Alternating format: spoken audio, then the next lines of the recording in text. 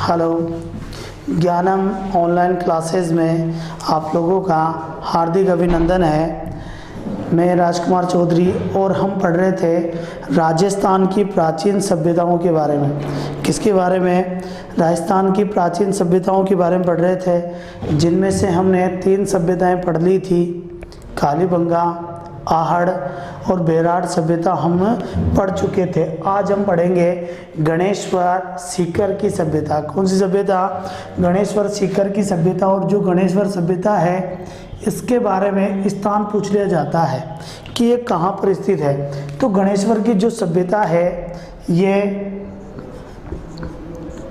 नीम का थाना सीकर में स्थित है। कहाँ पे स्थित है भाई? नीम का थाना सीकर में ये सभ्यता स्थित है। नीम का थाना सीकर में सभ्यता स्थित है। तथा पूछ लिया जाता है कौन सी नदी के किनारे सभ्यता है। तो जो गणेश्वर सभ्यता है, ये कांतली नदी के किनारे है। कौन सी नदी के किनारे? कांतली नदी के किनारे ये सभ्यता है। कौन सी नदी किनारे है भाई?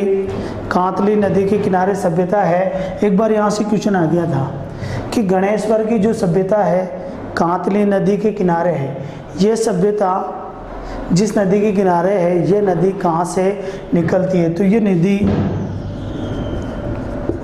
खंडेला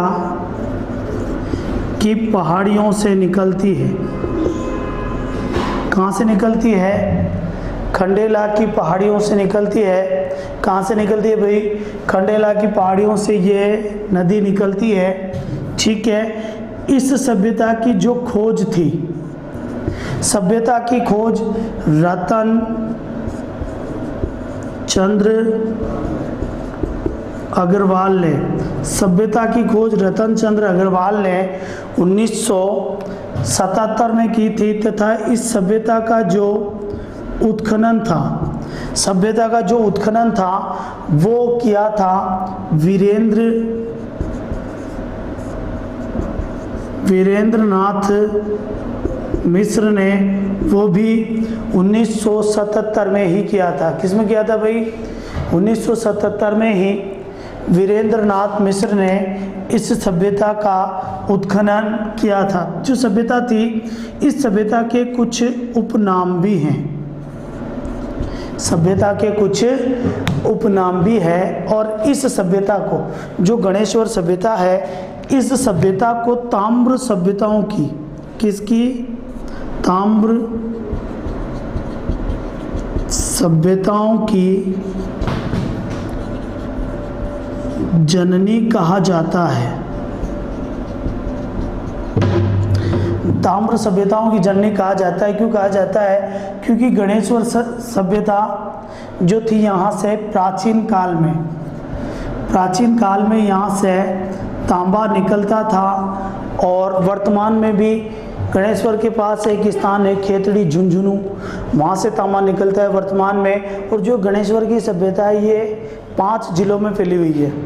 5 जिलों में फैली हुई है। जयपुर, अलवर, भरतपुर, सीकर और झुंझुनू में फैली हुई है। यानी जो झुंझुनू में खेतड़ी है, वो पहले गणेश्वर में आता था। यानी जो राजस्थान में वर्तमान में जहाँ से तांबा निकलता है, वो प्राचीन काल में गणेश्वर से निकलता था।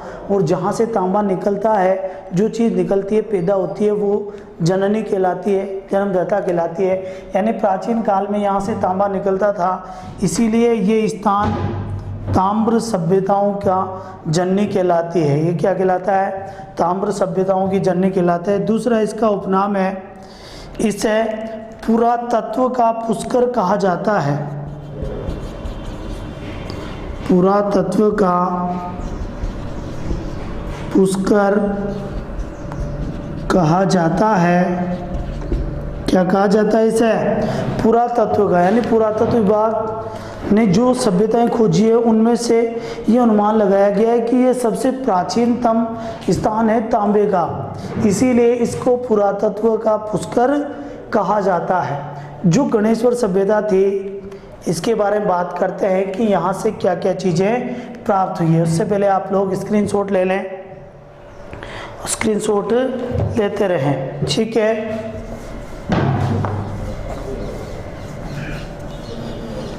अब बात करते हैं इसकी कि यहाँ से क्या क्या चीज़ें, कौन कौन सी वस्तुएं प्राप्त हुई है। तो जो गणेश्वर की सभ्यता थी, जो गणेश्वर सभ्यता थी, इस गणेश्वर सभ्यता से 99%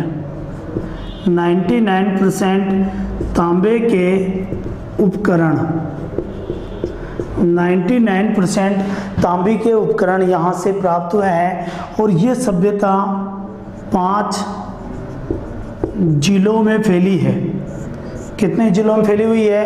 5 जिलों में फैली हुई है। सीकर, भरतपुर, अलवर, झुंझुनू व जयपुर में इस सभ्यता का विस्तार है, जिसे ताम्र सभ्यताओं की जननी कहा जाता है। जो कि मैंने आड़ में बताया था कि ताम्रवर्ती नगरी आड़ को कहा जाता है। ठीक है, जो ये गणेश्वर की सभ्यता है। गणेश्वर की सभ्यता से ज़्यादा कुछ चीज़ें नहीं मिली है, लेकिन यहाँ से या तो मिट्टी के औजार मिले हैं, मिट्टी की चीज़ें मिली है, या फिर तांबे के मिले हैं। यहाँ से मिट्टी का कलश, मिट्टी की हांडी व मिट्टी का प्याली मिली है। यानी मिट्टी का कलश भी यहाँ से मिला, मिट्टी की हांडी मिली और मिट्टी की प्याली भी गणेश्वर से मिली। कहाँ से मिली है भाई? गणेश्वर से मिली है। तथा यहाँ से कपीस वर्णी छल्लेदार मृद भांड प्राप्त हुए हैं। क्या प्राप्त हुए हैं? कपीस वर्णी छल्लेदार मृद भांड भी गणेश्वर सभ्यता से मिले हैं। कहाँ से मिले हैं भाई? गणेश्वर सभ्यता से कपीस वर्णी छल्लेदार मृद भांड मिले हैं। गणेश्वर की जो सभ्यता थी, यहाँ से तांबे का एक बाणाग्र मिला है। तांबे का बाणाग्र मिला है, यानी बाण का जो अग्रभाग होता है, तीर का जो अग्रभाग होता है, उसे बाणाग्र कहा जाता है। यानी ये लोग शिकारी होंगे, शिकार करते होंगे, तीर चलाते होंगे, क्योंकि यहाँ से बाणाग्र मिला। यहाँ से गणेश्वर से एक तांबे का आयुध भी प्राप्त हुआ है। और आयुध का अर्थ होता है हथियार। आयुध का अर्थ क्या होता है? हथियार होता है। यानी तांबे का आयुध प्राप्त हुआ है, हथियार प्राप्त हुआ है। अब हथियार तो कोई भी हो सकता है, कुल्हाड़ी भी हो सकती है, तीर भी हो सकता है, भाला भी हो सकता है। यानी यहाँ से तांबे का एक हथियार आयुध प्राप्त हुआ है। ठीक है। और गणेश्वर से जो गणेश्वर सभ्यता थी, गणेश्वर से तांबे का विश्व में एकमात्र, गणेश्वर सभ्यता से तांबे का विश्व में एकमात्र मछली पकड़ने का, किसका? मछली पकड़ने का कांटा मिला है। क्या मिला है भाई? मछली पकड़ने का कांटा मिला है गणेश्वर की सभ्यता से। कौन सी सभ्यता से है? गणेश्वर सभ्यता से मछली पकड़ने का कांटा मिला है। अब मछली पकड़ने का कांटा मिला है, यानी गणेश्वर सभ्यता के लोग मांसाहारी थे, तथा कांतली नदी नित्य प्रवाही नदी थी। क्या थी? कांतली नदी नित्य प्रवाही नदी थी, क्योंकि यहाँ से मछली पालन होता था। ये इतने सी उपकरण गणेश्वर सभ्यता से मिले हैं। ठीक है, स्क्रीनशॉट लेते रहें। अब बात करते हैं बाकी राजस्थान में छोटी छोटी सभ्यताएं हैं, उन सभ्यताओं की बात करते हैं। और एक सभ्यता थी बालाथल की सभ्यता। कौन सी? बालाथल उदयपुर की सभ्यता। कौन सी सभ्यता भाई? बालाथल उदयपुर की सभ्यता। ठीक है। जो बालाथल उदयपुर की जो सभ्यता थी, जो बालाथल उदयपुर की सभ्यता थी ये बेडस नदी के किनारे थी। कहाँ से थी? बेडस नदी के किनारे ये सभ्यता पनपी थी। कौन सी नदी किनारे पनपी थी? बेडस नदी किनारे। इस सभ्यता की जो खोज थी, जो बालाथल उदयपुर की सभ्यता थी, जो बालाथल उदयपुर की सभ्यता की खोज हुई है ये 1962-63 में हुई है और वीरेंद्र नाथ मिश्र द्वारा की गई है। किसके द्वारा की गई है? वीरेंद्र नाथ मिश्र द्वारा इस सभ्यता का खोज की गई थी, 1962-63 में की गई थी तथा इस सभ्यता का जो उत्खनन था वह 1993 में हुआ था। जो बालाथल सभ्यता का उत्खनन था 1993 में, ये भी वीएन मिश्र यानी वीरेंद्र नाथ मिश्र के नेतृत्व में, खोज भी वीरेंद्र नाथ मिश्र ने की थी 62-63 में और उत्खनन भी 1993 में वीरेंद्र नाथ मिश्र के नेतृत्व में डॉक्टर वी.एस. शिंदे के नेतृत्व में, डॉक्टर वी.एस.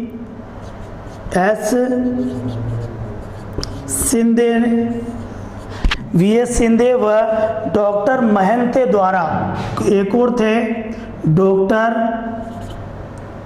महंते द्वारा इस सभ्यता का उत्खनन किया गया था। यानी जो खोज हुई थी वो 62-63 में वीरेंद्र नाथ मिश्र ने की तथा उत्खनन भी 1993 में वीरेंद्र नाथ मिश्र के नेतृत्व में डॉक्टर वी.एस. शिंदे व डॉक्टर महंते द्वारा किया गया था। क्या किया गया था? महंते द्वारा किया गया था। जब बालाथल उदयपुर की खुदाई चल रही थी तो यहाँ से 22 परतें मिली है, मतलब 22 परतों में ये नगर विभक्त था। कितने नगरों में परतों में था?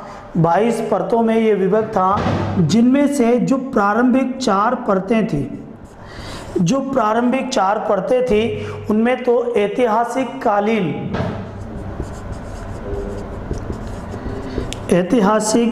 कालीन अवशेष मिले हैं, यानी प्राचीन अवशेष मिले हैं तथा बाकी परतों में, किसमें? बाकी परतों में तांबे के अवशेष मिले हैं। इसीलिए बालाथल सभ्यता को भी ताम्रयुगीन सभ्यता कहा जाता है। जो बालाथल सभ्यता थी, यहाँ से बालाथल सभ्यता से कुत्ते व बैल की मृण मूर्तियाँ मिली है। कुत्ते व बैल की मृण मूर्तियाँ भी यहाँ से मिली है तथा सबसे महत्वपूर्ण जो थी कि बालाथल जो उदयपुर थी, यहाँ से 11 कमरों का, बालाथल उदयपुर से 11 कमरों का विशाल भवन मिला है। क्या मिला है भाई? सबसे महत्वपूर्ण बात, बालाथल उदयपुर सभ्यता से 11 कमरों का एक विशाल भवन मिला है तथा यहाँ से एक मिट्टी के सांड की मूर्ति भी मिली है। क्या मिली है? यहाँ से मिट्टी के सांड की मूर्ति भी यहाँ से मिली है। किसकी मूर्ति मिली है? मिट्टी के सांड की मूर्ति मिली है। ये थी बालाथल की सभ्यता। अब पढ़ते हैं हम ओजियाना की सभ्यता। ओजियाना भीलवाड़ा की सभ्यता।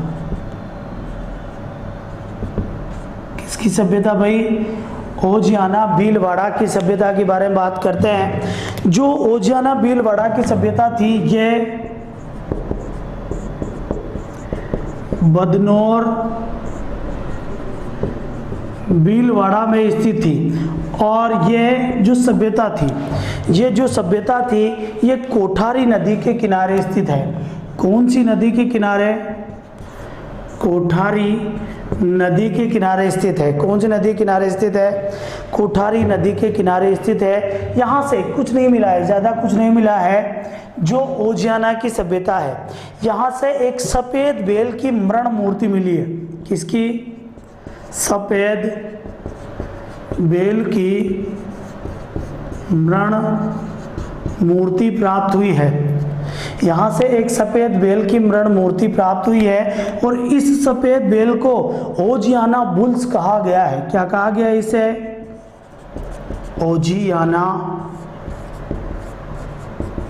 बुल्स कहा गया है। ये क्वेश्चन बहुत बार पूछा गया है, ठीक है, कि ओजियाना से प्राप्त सफ़ेद बेल की मृण मूर्ति को ओजियाना बुल कहा जाता है। यह क्या कहा जाता है? क्वेश्चन आ जाता है ओजियाना बुल किसे कहा जाता है? जो सफ़ेद बेल की मृण मूर्ति मिली है उसे ही ओजियाना बुल्स कहा जाता है, ठीक है। आगे पढ़ते हैं, स्क्रीनशॉट लेते रहे आप लोग।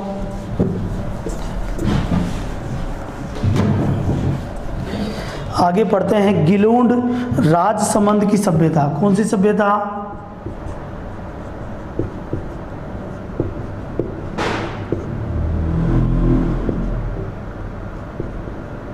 गिलोंड राजसमंद की सभ्यता, ठीक है। कौन सी नदी के किनारे स्थित है? यह सभ्यता बनास नदी के किनारे स्थित है। कौन सी नदी किनारे स्थित है? बनास नदी के किनारे स्थित है। तथा इस सभ्यता का जो उत्खनन था ये 1957-58 में ब्रजवासी लाल द्वारा किया गया था। उत्खनन किसके द्वारा किया गया? उत्खनन 1957-58 में बीवी लाल द्वारा इसका उत्खनन किया गया था।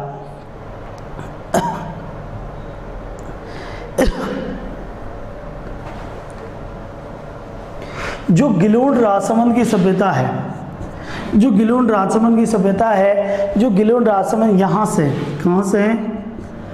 यहाँ से गिलोंड राजसमंद की सभ्यता से जो मृण मूर्तियाँ व यहाँ से जो मृद भांड प्राप्त हुए हैं, यहाँ से मृण मूर्तियाँ प्राप्त हुई तथा यहाँ से, कहाँ से? तथा यहाँ से मृद भांड भी प्राप्त हुए। गिलोंड राजसमंद से मृण मूर्तियाँ बहुत सारी मिली तथा मृद भांड मिले, लेकिन जो यहाँ से मृद भांड मिले थे, क्या मिले थे? जो यहाँ से मृद भांड मिले थे, इन मृद भांडों में चिकतेदार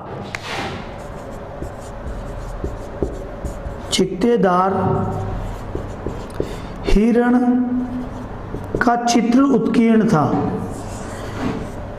चिकतेदार हिरण का, यानी चिकतेदार जिसमें लाल पीला हरा धब्बे हों, वो चिकतेदार हिरण बना हुआ था यहाँ से प्राप्त मृद भांडों पर। किस पर? जो गिलोंड सभ्यता थी ये ग्रामीण सभ्यता थी, प्रारंभ में एक ग्रामीण सभ्यता थी, लेकिन यहाँ से ताम्र सभ्यताओं के भी बहुत सारे अवशेष मिले हैं और बनास नदी के किनारे स्थित है। इसीलिए ये कह सकते हैं कि गिलोंड सभ्यता भी एक ताम्र सभ्यता थी। क्या थी? एक ताम्र सभ्यता थी, ये थी गिलोंड सभ्यता। अब पढ़ते हैं रंगमहल हनुमानगढ़ की सभ्यता।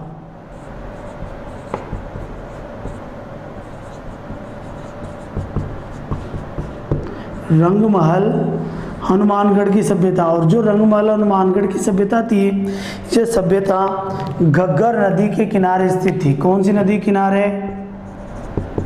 घग्गर नदी के किनारे स्थित थी। और इस सभ्यता का जो उत्खनन कार्य किया था वह 1952-53 में एक महिला, विदेशी महिला थी, विदेशी महिला डॉक्टर हन्ना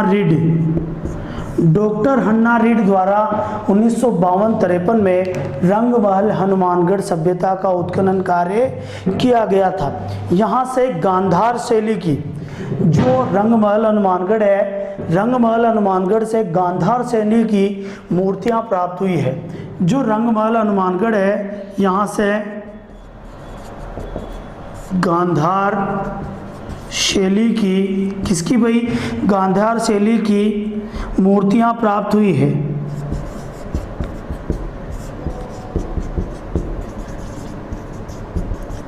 किसकी मूर्तियां प्राप्त हुई है?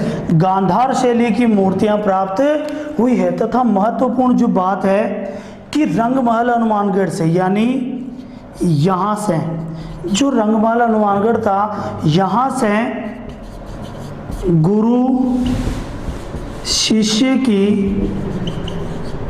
मूर्तियाँ भी प्राप्त हुई है।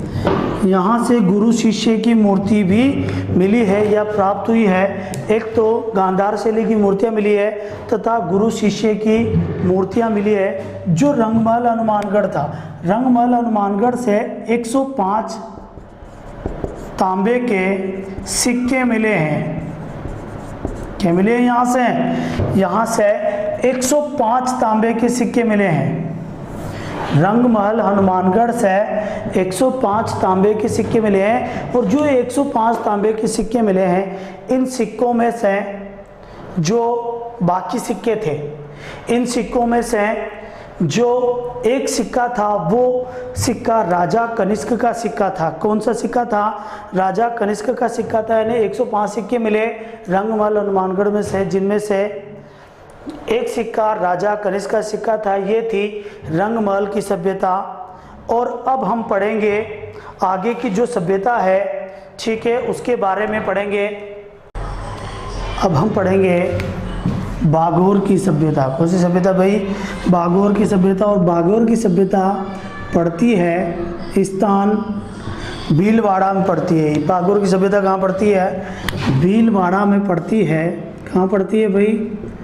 बागोर की सभ्यता भीलवाड़ा में पड़ती है। और यह जो इसकी नदी है, बागोर भीलवाड़ा में, ये कोठारी नदी के किनारे स्थित है। कौन सी नदी किनारे स्थित है?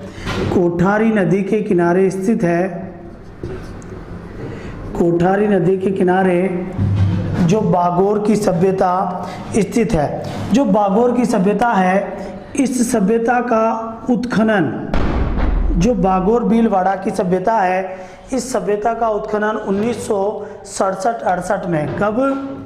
1967-68 में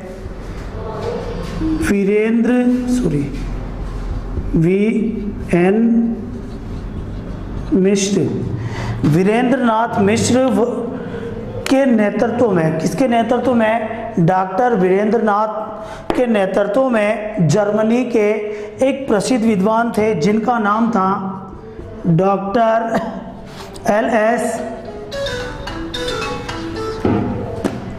डॉक्टर एल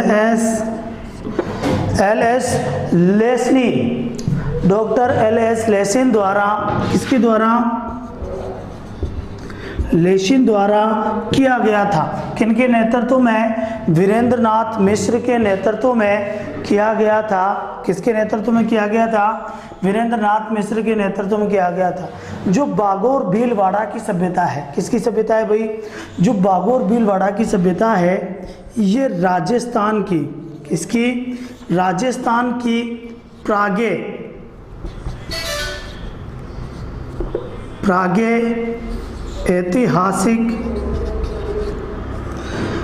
ऐतिहासिक काल की सभ्यता है। कौन से काल की सभ्यता है? प्रागैतिहासिक काल की सभ्यता है। इसीलिए बागोर भीलवाड़ा जो है, इस बागोर भीलवाड़ा को आदिम संस्कृति का संग्रहालय कहा जाता है। आदिम संस्कृति का संग्रहालय किसे कहा जाता है? बागोर भीलवाड़ा की सभ्यता को कहा जाता है। जो बागोर भीलवाड़ा की सभ्यता है, बागोर भीलवाड़ा की सभ्यता में राजस्थान में, कहाँ पर? राजस्थान और भारत में, भारत के प्राचीन पशुपालन के, भारत में प्राचीन पशुपालन के अवशेष बागोर भीलवाड़ा से ही प्राप्त हुए हैं। कहाँ से प्राप्त हुए हैं? बागोर भीलवाड़ा में स्थित है। कोठारी नदी के किनारे ये सभ्यता स्थित है, जिसका उत्खनन 1967-68 में वीरेंद्रनाथ मिश्र के नेतृत्व में जर्मनी के एक विद्वान थे, डॉक्टर लेशिन LS लेसिन द्वारा इसका उत्खनन किया गया था वीरेंद्र नाथ के नेतृत्व में। ये राजस्थान में प्रागैतिहासिक काल की सभ्यता है, प्रागैतिहासिक काल की सभ्यता है, जिसे आदिम संस्कृति का संग्रहालय भी कहा जाता है। क्या कहा जाता है? आदिम संस्कृति का संग्रहालय कहा जाता है। तथा भारत के प्राचीन पशुपालन के अवशेष बागोर भीलवाड़ा से मिले हैं। जो बागोर भीलवाड़ा है, यहाँ से बागोर भीलवाड़ा की सभ्यता से कांच के आभूषण, कांच के आभूषण प्राप्त हुए हैं। क्या प्राप्त हुए हैं भाई? कांच के आभूषण प्राप्त हुए हैं। क्या प्राप्त हुए हैं? यहाँ से कांच के आभूषण मिले हैं। किसके? कांच के आभूषण मिले हैं। बागोर भीलवाड़ा से कांच के आभूषण मिले हैं। ये थी बागोर की सभ्यता। अब हम पढ़ते हैं नगरी चित्तौड़ की सभ्यता। कौन सी सभ्यता भाई? नगरी चित्तौड़ की सभ्यता। छोटी छोटी सभ्यता है, ज़्यादा बड़ी सभ्यता नहीं है। ठीक है, ये सभ्यता जो है ये बेडस नदी के किनारे स्थित है। कौन सी नदी के किनारे है? बेडस नदी के किनारे ये सभ्यता स्थित है। नगरी जो चित्तौड़ की सभ्यता है ये बेडस नदी के किनारे स्थित है।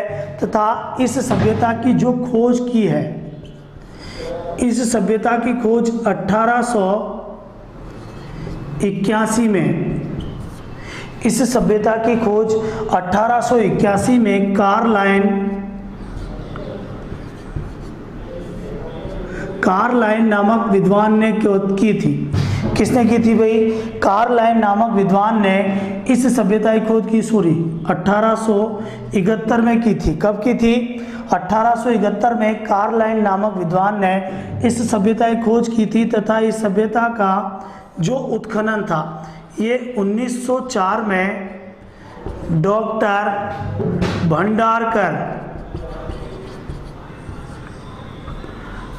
भंडारकर द्वारा इस सभ्यता का उत्खनन किया गया था। जो नगरी चित्तौड़ सभ्यता थी जो बेडस नदी के किनारे स्थित थी, तथा खोज 1871 में कार्लाइन द्वारा की गई।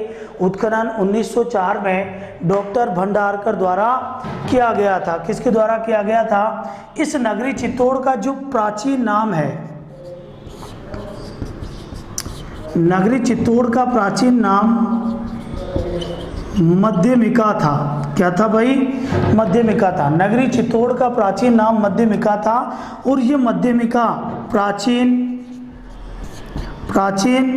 शिवी जनपद की, किसकी? प्राचीन शिवी जनपद की राजधानी थी। किसकी राजधानी थी ये?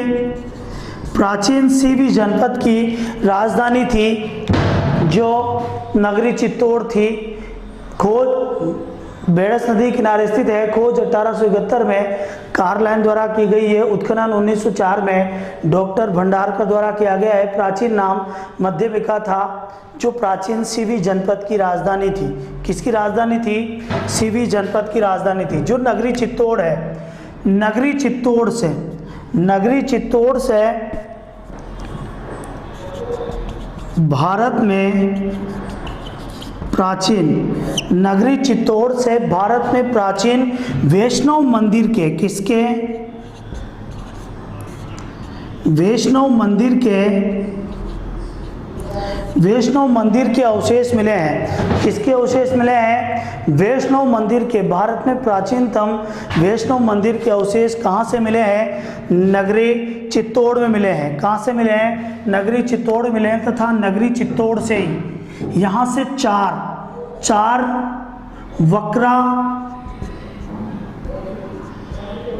वक्राकार कुएं मिले हैं।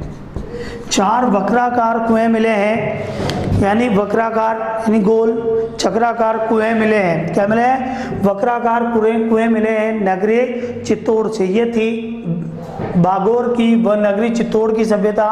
स्क्रीनशॉट ले लीजिए आप लोग। आगे पढ़ते हैं।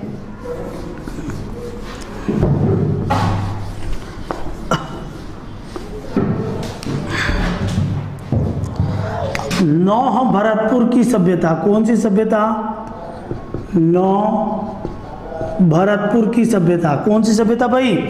नौ भरतपुर की सभ्यता। जो नौ भरतपुर की सभ्यता थी ये रूपा रेल नदी के किनारे थी। किसके किनारे थी? रूपा रेल नदी के किनारे थी। तथा इस सभ्यता का जो उत्खनन हुआ था, इस सभ्यता का उत्खनन 1963-64 में R.C. अग्रवाल ने किया था। किसने किया था? R.C. अग्रवाल ने इस नौ भरतपुर की सभ्यता का उत्खनन किया था। R.C. अग्रवाल द्वारा किया गया था। ठीक है, जो नौ भरतपुर है, बात समझना, यहाँ से बहुत बार क्वेश्चन आया है। जो नौ भरतपुर है, इस नौ भरतपुर में दूसरी शताब्दी ईसा पूर्व, नौह भरतपुर से दूसरी शताब्दी ईसा पूर्व की, दूसरी शताब्दी ईसा पूर्व की 1.5 मीटर ऊंची यक्ष की मूर्ति प्राप्त हुई है। किसकी मूर्ति प्राप्त हुई है? यहाँ से यक्ष की मूर्ति मिली है। दूसरी शताब्दी ईसा पूर्व की यक्ष की मूर्ति 1.5 मीटर की थी, वो नौ भरतपुर से मिली है। दूसरी शताब्दी ईसा पूर्व की मिली है। ठीक है, बात समझना। यहाँ से स्वास्तिक, जानते हो आप लोग, यहाँ से स्वास्तिक का चिन्ह भी प्राप्त हुआ है। कौन सी सभ्यता का चिन्ह प्राप्त हुआ है? यहाँ से स्वास्तिक का चिन्ह भी प्राप्त हुआ है। ये थी नौ भरतपुर की सभ्यता, ज़्यादा कुछ नहीं मिला है। अब पढ़ते हैं चंद्रावती की सभ्यता। चंद्रावती की सभ्यता, कौन सी सभ्यता भाई? चंद्रावती की सभ्यता। और स्थान है,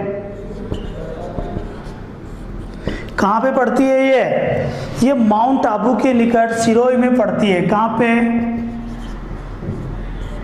माउंट आबू सिरोही, माउंट आबू सिरोही में है। इसकी जो खोज थी, इसकी खोज 4 जनवरी 2014 को, कब? 4 जनवरी 2014 को राजस्थान पुरातत्व विभाग द्वारा की गई थी। किसके द्वारा की गई थी? चंद्रावती की जो सभ्यता है ये माउंट आबू सिरोही में स्थित है। इसकी खोज 4 जनवरी 1914 को राजस्थान पुरातत्व विभाग द्वारा की गई थी।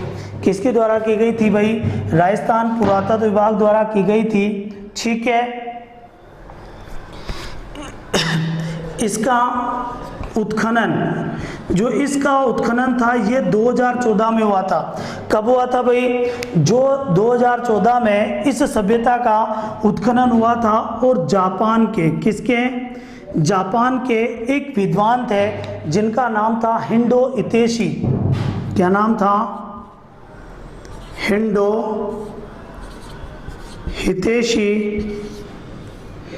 हितेशी व उदयपुर विश्वविद्यालय के एक प्रोफेसर थे जीवनलाल।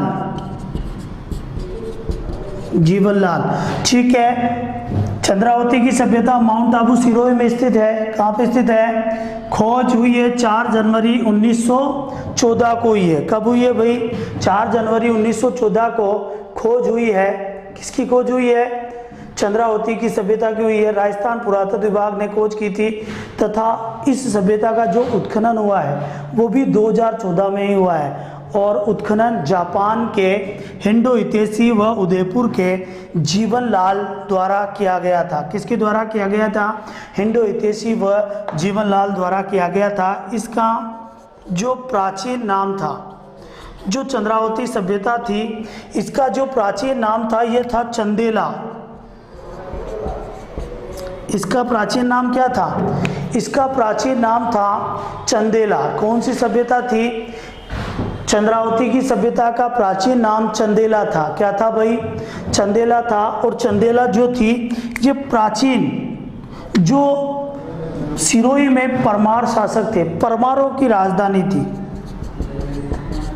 परमारों की राजधानी ही चंदेला थी। क्या थी? चंदेला थी। चंद्रावती से, कहाँ से? चंद्रावती से, चंद्रावती से गरुड़ासन, गरुड़ासन रूप में भगवान विष्णु की प्रतिमा प्राप्त हुई है। चंद्रावती की सभ्यता से गरुड़ासन, गरुड़ पर बैठे हुए भगवान विष्णु की मूर्ति प्राप्त हुई है, प्रतिमा प्राप्त हुई है चंद्रावती से। जो चंद्रावती की सभ्यता थी, चंद्रावती को कर्नल जेम्स टोड ने, चंद्रावती को कर्नल जेम्स टोड ने विशाल मंदिरों का नगर कहा है। क्या कहा है इसे?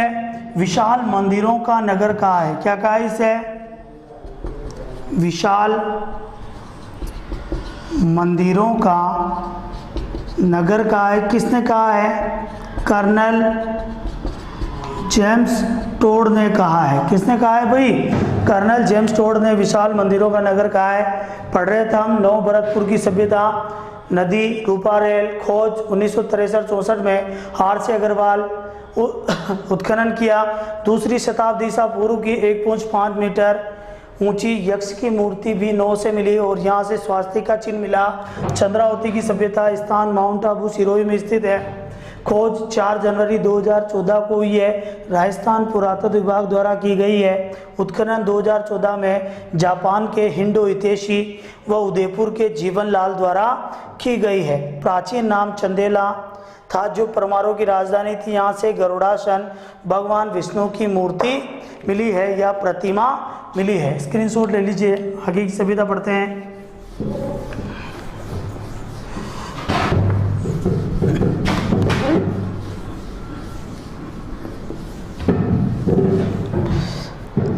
एक है, छोटी छोटी सभ्यताएं हैं, ज़्यादा बड़ी नहीं है। एक सभ्यता है नलियासर जयपुर की सभ्यता। कौन सी सभ्यता भाई? नलियासर जयपुर की सभ्यता। कौन सी सभ्यता? नलियासर जयपुर की सभ्यता। और नलियासर जयपुर की सभ्यता से चौहान जो युग था, चौहान युग से पूर्व की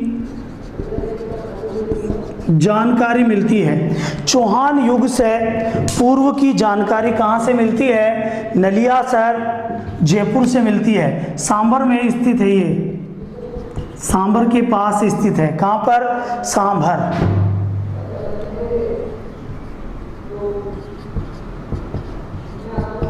सांभर के पास ये सभ्यता स्थित है। यहाँ से प्रतिहार कालीन जो नलियासर जयपुर है, यहाँ से प्रतिहार कालीन मंदिरों के अवशेष मिले हैं। क्या मिले हैं? प्रतिहार कालीन मंदिरों के अवशेष कहाँ से मिले हैं? नलियासर जयपुर से मिले हैं। एक है जोधपुरा की सभ्यता, जोधपुरा जयपुर की सभ्यता। कौन सी सभ्यता? जोधपुरा जयपुर की सभ्यता। और जोधपुरा जयपुर की सभ्यता से भी यहाँ से लोहा गलाने की बट्टियाँ मिली है। क्या मिली है? यहाँ से लोहा गलाने की बट्टियाँ मिली है। तथा जो जोधपुरा जयपुर है, यहाँ से शुंग काल व कुषाण काल, शुंग काल व कुषाण काल के भी अवशेष मिले हैं। क्या मिले हैं? शुंग काल व कुषाण काल के भी अवशेष जोधपुरा से मिले हैं। एक है